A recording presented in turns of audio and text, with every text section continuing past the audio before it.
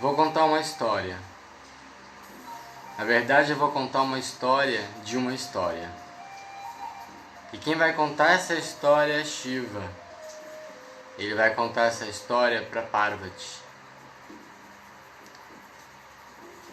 Essa história é a história do 11º capítulo do Srimad Bhagavad Gita. O nome dessa história é O Rakshasa. O Senhor Shiva disse: agora vou relatar-te as glórias do 11º capítulo do Srimad Bhagavad Gita. Minha querida Parvati, não é possível contar todas as suas glórias, pois há milhares de histórias. Vou relatar apenas uma.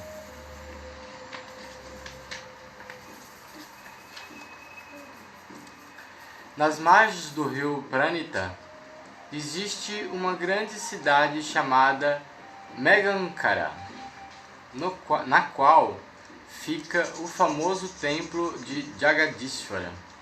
Jagadishvara segura um arco com sua mão.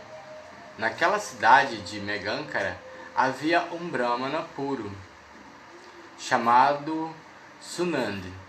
A palavra Brahmana é do sânscrito e é uma palavra que é usada para sacerdotes, clero, enfim, a galera que faz estudos, teologia, filosofia, a galera que está envolvida aí com os estudos e práticas religiosas.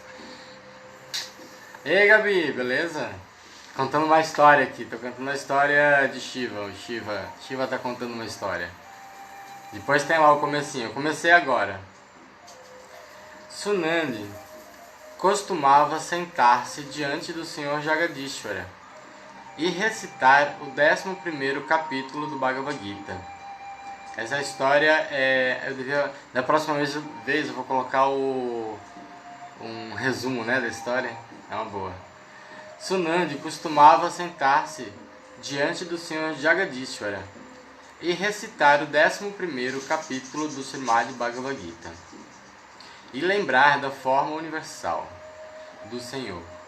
Por recitar o 11º capítulo do Srimad Bhagavad Gita, ele obteve controle supremo sobre seus próprios sentidos e conseguia lembrar de Jagadishvara continuamente. Uma vez, aquele Brahmana puro, Sunandi, foi fazer uma peregrinação pelos locais sagrados às margens do rio Godavari. Visitou todos os locais santificados. Então, estou lendo uma história do 11º capítulo do Bhagavad Gita. É uma história secreta por trás. E quem está narrando essa história é o Senhor Shiva, viu? Para quem chegou agora, Bia, Dan, já a Gabi que está aí. Aí, ó, cadê? Uma vez aquele Brahmana puro, Sunandi, foi fazer uma peregrinação pelos locais sagrados à margens do rio Godavari. Visitou todos os locais santificados, começando por Viraj Tirtha. Em todos os locais sagrados que visitava, ele se banhava e tomava darshan das deidades. Darshan é tipo uma audiência, assim. Das deidades desse templo. Certo dia, chegou à cidade de Vivaha Mandap junto com seus associados. Procurou por um lugar para ficar e, eventualmente, no meio das cidades, eles encontraram um Dharmashala. Dharmashala é uma espécie de hospedagem, assim, meio ligado a monastério. É como se fosse dormir num monastério.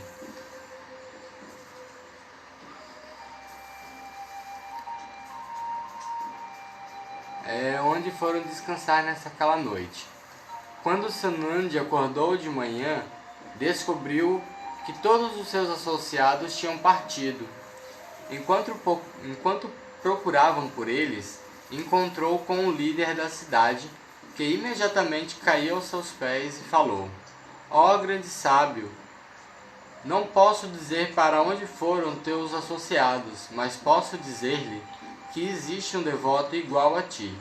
Que não existe, olha, que não existe um devoto igual a ti. Mais uma bem-vinda. Cadê? Vamos ver. Eu parei.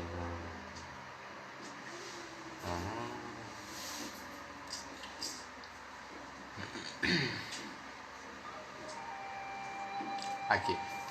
Nunca vi ninguém tão puro como você. Ó meu querido Brahma, imploro-te que fiques nessa cidade. Quando Sunandi ouviu o humilde pedido daquele líder da cidade, decidiu ficar por alguns dias. Aquele líder fez todos os arranjos para uma confortável estadia de Sunandi e se ocupava a seu serviço dia e noite. Depois de passarem-se 8 dias, um dos moradores do vilarejo veio diante de Sunandi, chorando bem alto, e disse: Ó Brahmana puro, na noite passada um Rakshasa devorou meu filho. Nossa, um Rakshasa é um demônio. Sunandi perguntou: onde mora esse Rakshasa e como ele devorou seu filho? Ô meu filho, ele deve ter comido a parte das pernas primeiro, né? Sei lá, os braços. Foi mal, pessoal, sacaneando a brincar. Aqui o texto. Aí o morador respondeu: nessa cidade tem um Rakshasa muito aterrorizante, que todo dia devorava moradores quando bem entendia.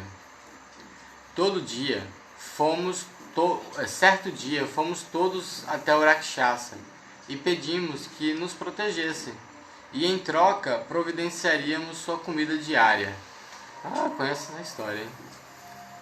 Construímos um Dharmashala e quaisquer viajantes que aqui passassem eram enviados para lá enquanto dormiam. Vinha o Rakshasa e os devorava. Gente, que hotel, hein? Que hotelzinho, hein? Você vai dormir no meio da noite lá, você viu, filho? Vai dormir no hotel e aí você vira comida de Rakshasa? Que absurdo, hein? Eu não dormi nesse hotel. Vamos lá. Dessa maneira, conseguíamos proteger-nos desse Rakshasa. Ficaste junto com teus associados lá nesse Dharmashala, mas o Rakshasa não o devorou com os outros. O motivo eu vou contar agora. Na noite passada, chegou um amigo de meu filho, mas não me dei conta de que era um amigo muito chegado e querido de meu filho. Por isso mandei que ficasse no Dharmashala. Mais tarde, quando meu filho descobriu, foi atrás dele para tentar trazê-lo de volta. Mas, quando ele foi lá, também foi devorado pelo Rakshasa. Tá vendo? Fez a armadilha para os outros, caiu nela mesma. Cadê?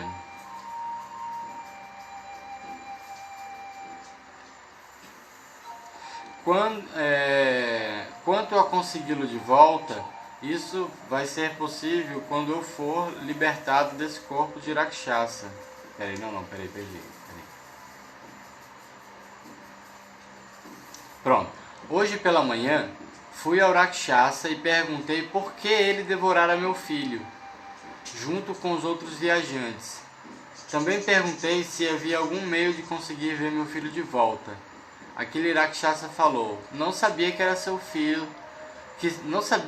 filho também tinha entrado no Dharmashala, por isso ele foi devorado junto com os outros. Quanto a consegui-lo de volta, isso vai ser possível quando eu for libertado desse corpo de Rakshasa, o que será possível pela misericórdia de uma pessoa que recite o 11º capítulo do Bhagavad Gita diariamente.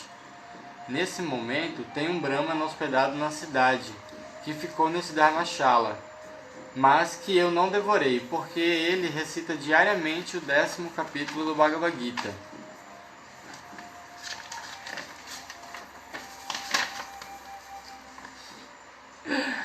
Vamos lá. Se ele recitar o 11º capítulo do Bhagavad Gita 7 vezes, e então jogar água sobre mim, poderei ficar livre da maldição desse corpo demoníaco. Sunandi indagou do morador do vilarejo qual pecado essa pessoa cometeu para obter um corpo de Rakshasa. O morador replicou: há muito tempo existia um fazendeiro. É história dentro de história, é mal barato. Cadê? O morador replicou: há muito tempo existia um fazendeiro que morava nessa cidade. Certo dia, ele estava tomando conta dos campos, quando, a pouca distância dele, um grande abutre atacou uma pessoa que estava passando pela estrada. Naquele momento passava por ali um yogi, e quando este viu a pessoa sendo atacada pelo abutre, veio correndo auxiliar, mas quando chegou lá já era tarde demais. Então aquele yogi ficou muito zangado com o fazendeiro e falou o seguinte: quem vê os outros em perigo diante de ladrões, cobras, fogo, ataque por armas, etc., e mesmo tendo a possibilidade de ajudar não auxilia, é punido pelo Senhor dos punidores. Olha aí, hein? Essa galera vai tomar uma lapada quando chegar na hora, né? Porque o que tem de gente que não defende as mulheres quando estão sendo agredidas, as crianças quando estão sendo abusadas, os velhos quando estão sendo maltratados. Então eles estão negando uma ajuda. Então, olha que tem destino certo para essa galera, hein? Cadê? Vamos lá. Depois de sofrer no inferno por muito tempo, tomam um nascimento como lobo.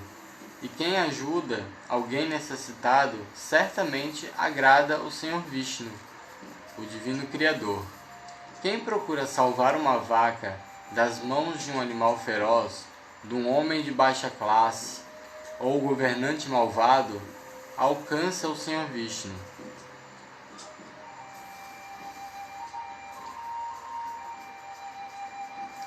Fazendeiro malvado, viste aquele abutre atacando aquela pessoa e ainda assim não fizeste tentativa para salvá-la. Agora te amaldiçoo. Te amaldiçoo. Cadê? A tomar o nascimento em uma forma demoníaca, conhecida como Rakshasa. O fazendeiro diz: eu estava vigiando os campos a noite toda e estou muito cansado. Portanto, seja misericordioso comigo, ó sábio gentil. O yogi replicou: quando alguém que recita diariamente o 11º capítulo do Bhagavad Gita jogar água em sua cabeça, então ficarás livre dessa maldição. Você viu, ele deu uma maldição para ele, mas ao mesmo tempo ele também deu uma solução. Pelo menos ele ia ter aí uma solução para essa maldição que ele recebeu, né? Gente que está chegando agora, ó, a Jailuna, o Victor, o Johnny. Depois começa a história lá no começo, porque vai ficar aí nos stories aí. É uma história do Bhagavad Gita e de Shiva. Shiva está contando uma história. Blá blá blá blá. Cadê? O morador diz: meu querido Sunanda, quando tua mão gentilmente borrife água na cabeça desse Rakshasa, depois de ouvir essa história do morador... Peraí, vou voltar. O morador diz: meu querido Sunanda, com tua mão gentilmente borrife água na cabeça desse Rakshasa. Depois de ouvir essa história do morador, Sunanda foi com ele até o local onde aquele Rakshasa pousava, e enquanto recitava o 11º capítulo do Bhagavad Gita, jogou água na cabeça dele. Aquele Rakshasa imediatamente obteve uma forma de 4 braços, como a do Senhor Vishnu.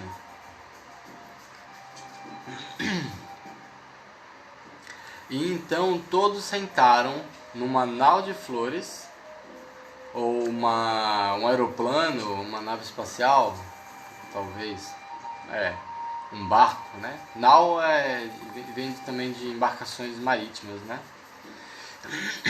um anal de flores que fora enviado para levá-los para o planeta Vaikunta. Ao ver esses espantosos acontecimentos, o morador indagou ao Rakshasa qual deles era seu filho. O Rakshasa começou a rir e apontou para uma dentre as milhares de pessoas lindas sentadas na nau transcendental e respondeu: aquele é seu filho. O morador pediu que seu filho retornasse à casa junto com ele. Lembra que o demônio, o Rakshasa, tinha comido o filho dele, então o filho dele estava morto, né? E estava lá, sentadinho naquele barco de flores, aquela nave espacial de flores, enfim. Aquele veículo, né? Espacial ali. Aí o pai falou, né, pro filho: meu querido filho, volte para casa comigo. Ouvindo o pedido do seu pai, ele respondeu sorrindo: meu querido senhor, muitas vezes foste meu filho, e eu o seu.